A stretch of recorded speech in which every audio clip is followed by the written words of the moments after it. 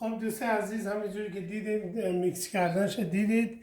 الان دارم اینا رو حالت چونه‌ای درست میکنم.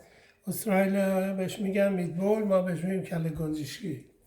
anyway بعد این همه عدیهاش زدیم، حالا اینا رو اینجا میچینم، بعد میبرم اونجا میتبول، بعد میذاریم اینجا. آبمون هم روشنه، به ترتیب اینا رو میندازیم اینجا.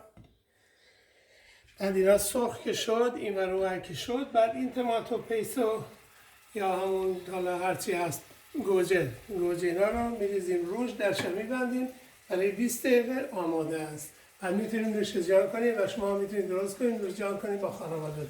شاد باشید.